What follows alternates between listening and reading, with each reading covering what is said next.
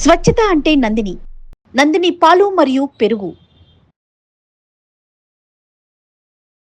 నమస్తే రమగారు. నమస్తే జయ. శ్రీరామనవమి శుభాకాంక్షలు రమగారు. శ్రీరామనవమి శుభాకాంక్షలు జయ. సుమన్ టీవీ ప్రేక్షకులందరికీ ఆ రామచంద్ర ప్రభు అనుగ్రహం సదా సంపూర్ణంగా ఉండాలని కోరుతూ పండుగ శుభాకాంక్షలు.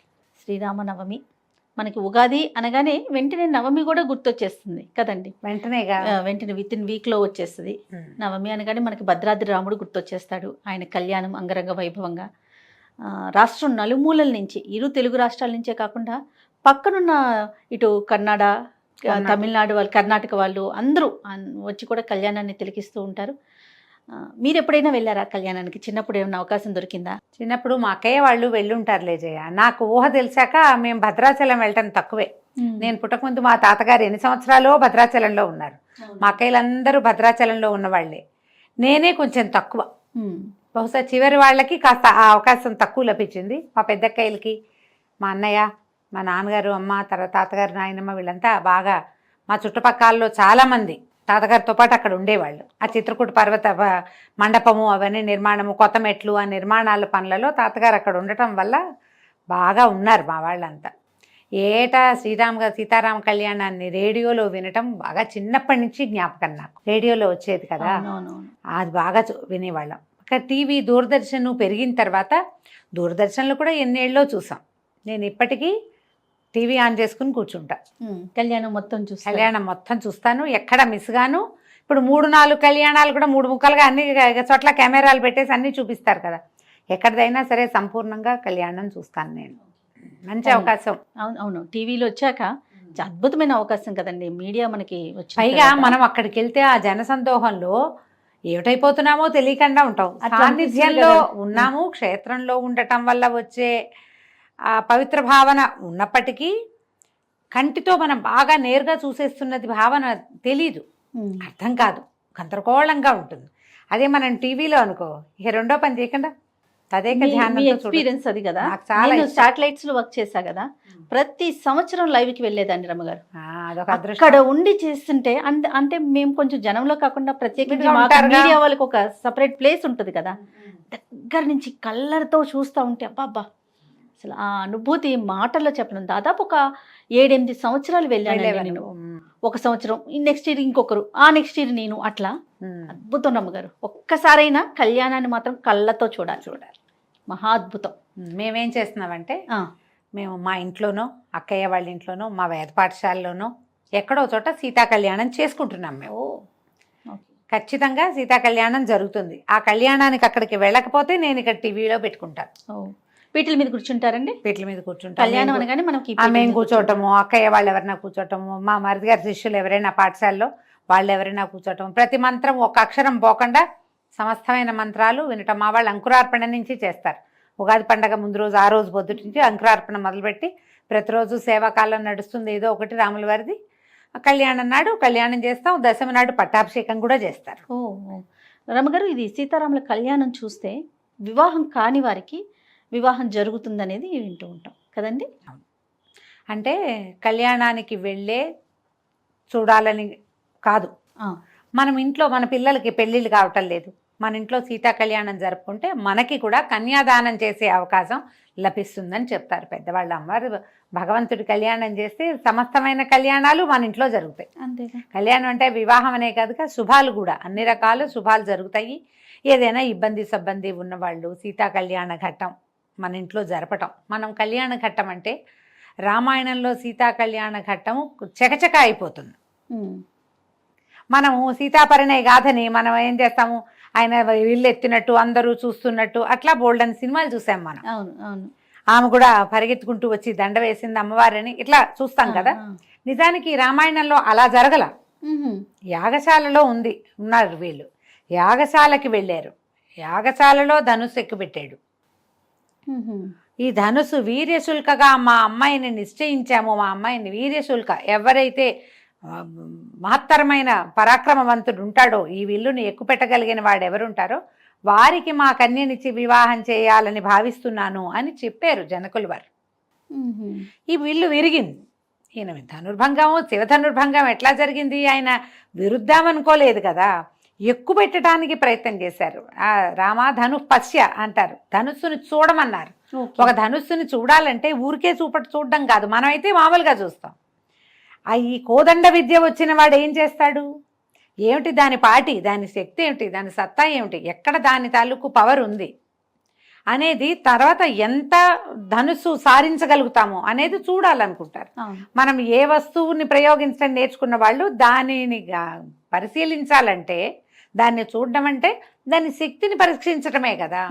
రాముల వారు ఆ ధనుస్సు ఎత్తి ఆ తాడు ఒక చోట కట్టి ఉంటుంది కదా, అల్లె త్రాటిని బిగించబోయారు. మామూలుగా తాడు ఇట్లా కట్టి ఉండదు, ఒకవైపు పెట్టి ఉంటుంది, ధనుక్కోటి అంటారు దాన్ని, ఒక చోట ఉంటుంది దాన్ని. ఆ తీసి కొక్కికి తగిలించాలి, రెండో వైపుకి బిగించాలి ఇట్లా. అవునండి, కొక్కానికైనా తగిలిస్తారు, లేకపోతే దానికేసి ఇట్లా చుడతారు, ఒక బలంగా ఒక గురువు లాంటి దాంట్లోకి వేసి చుడితే అది బిగిస్తుంది అనమాట.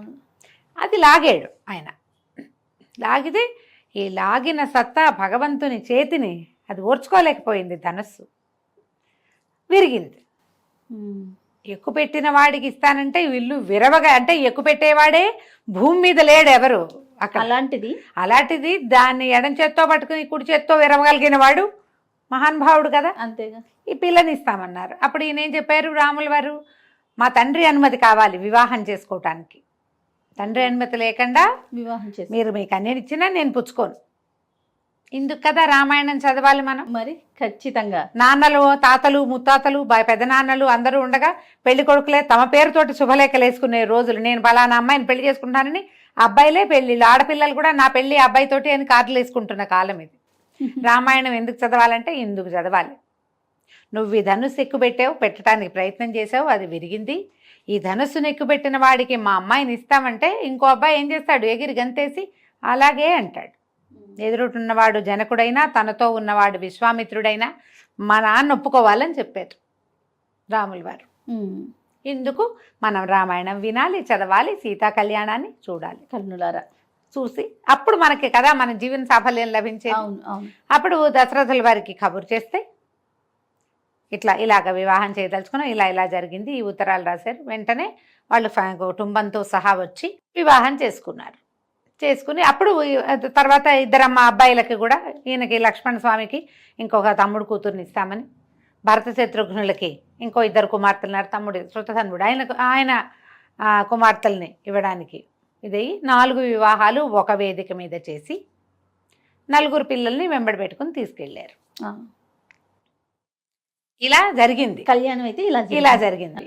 మనం ఇప్పుడు ఈ సీతా కళ్యాణాన్ని మనమే మన ఇంట్లోనే చేయదలుచుకుని మన సీతాదేవిని మన కూతురుగా భావించి ఆమెని రాముల వారికి కన్యాదానం చేస్తే, అంటే క్రియే చేస్తాం ఇక్కడ. ఆ గోత్రనామాలన్నీ జనకుల వారివి, దశరథుల వారివే చెప్పుకుంటాం. కానీ ఈ క్రియ ఉంది కదా, వివాహ క్రతువు, అది మనం చేయటం వల్ల మనకు కూడా ఈ పిల్లలకి కన్యాదానం చేసే ఫలితం అవకాశం లభిస్తుంది.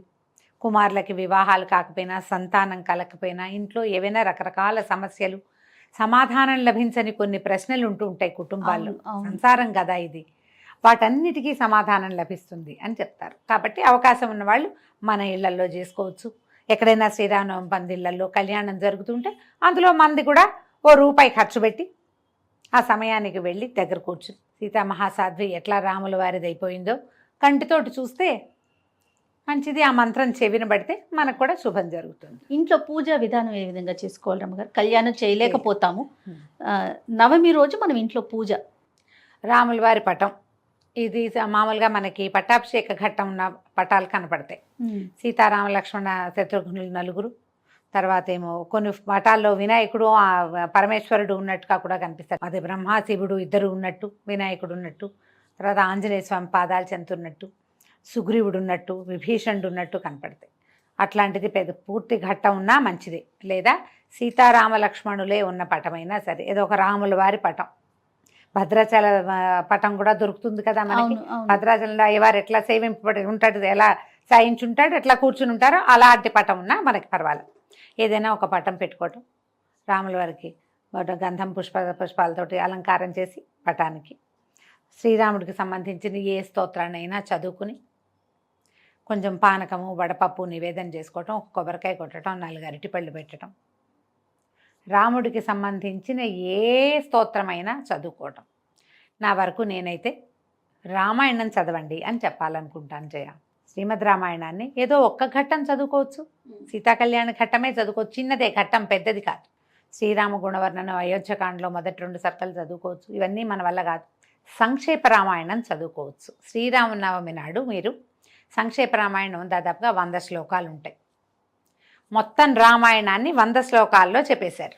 ఓహో. ఈ మొత్తం రామాయణాన్ని ఎవరికి చెప్పారో ఇక్కడ చెప్పాలి విశదంగా మనం.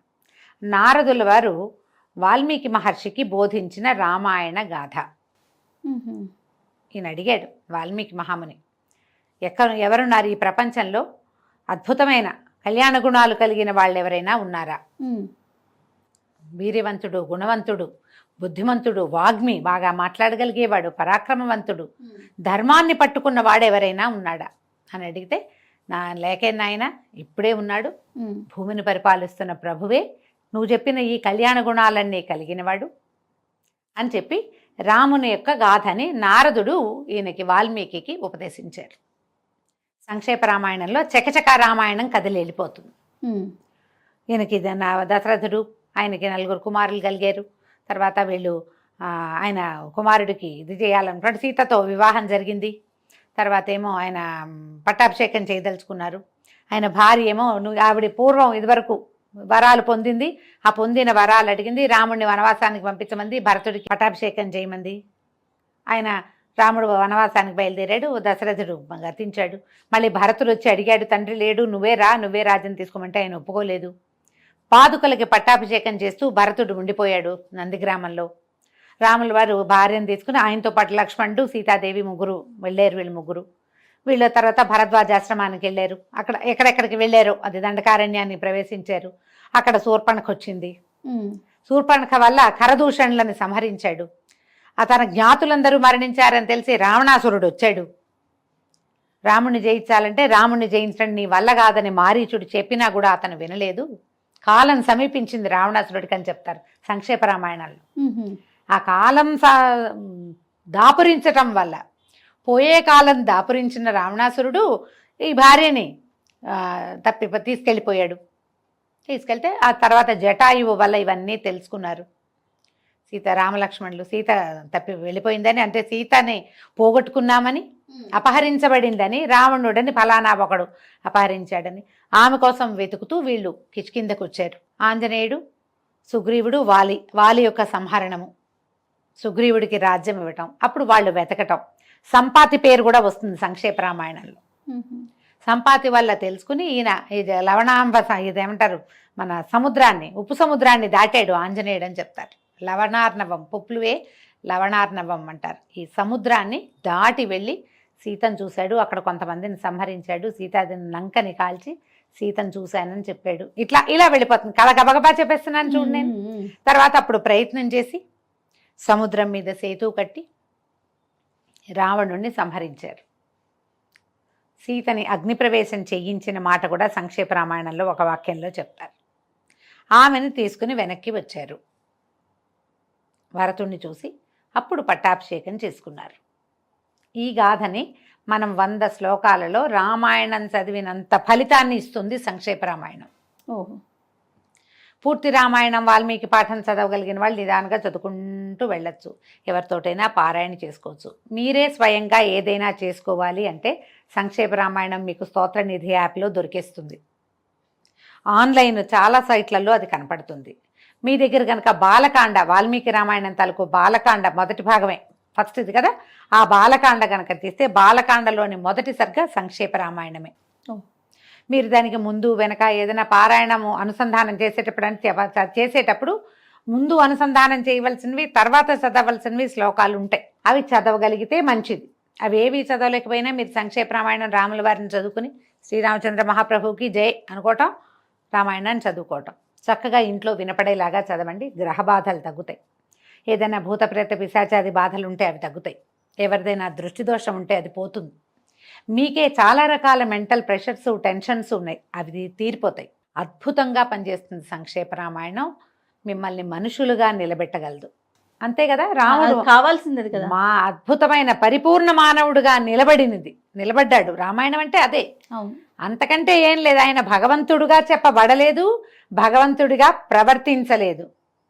పరిపూర్ణ మానవావతారం. ఆయన ఎట్లా మనుషులు ఉండాలో చేసి చూపించాడు.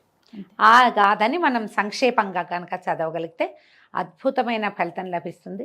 మొత్తం దేశమంతా శ్రీరామనవమి, రాముల వారి పుట్టినరోజు వేడుకలు జరుపుకుంటే మనం పెళ్లి వేడుకలు కూడా జరుపుకుంటాం తెలుగు వాళ్ళం. మన పద్ధతి. వివాహం కూడా చేసుకుంటాం, రాముల వారి కళ్యాణం జరిపిస్తాం. చూడు, మందంటే వివాహం, స్వామివారిది భగవంతుడి కళ్యాణం కదండి. ఈ భగవంతుడి కళ్యాణం ఎక్కడ జరిగినా వెళ్ళండి, నమస్కారం చేసుకోండి. కళ్యాణాక్షతలు వస్తే నెత్తి మీద వేసుకోండి, శిరస్సు మీద ధరించడం, తర్వాత కాస్త ఒక పొట్లం కట్టి ఇంట్లో అట్టపెట్టుకోవటం. అట్లా ఏదైనా మనం శ్రద్ధతో భక్తితోటి చేసుకుంటే శ్రీరామనవమి చక్కగా సుసంపన్నం అవుతుంది. మేము ఈ అవకాశాన్ని బట్టి ఏదైనా చదువుకోండి. వినడానికి అవకాశం ఉన్న సంక్షేప రామాయణం వీడియోలు కూడా అక్కడక్కడ కనపడుతున్నాయి, ఆన్లైన్లో మనకు కనిపిస్తున్నాయి, ఇంటర్నెట్లో. అలాంటిదైనా ట్రై చేయండి. తప్పకుండా రమ్మగారు. నమస్తే. నమస్తే.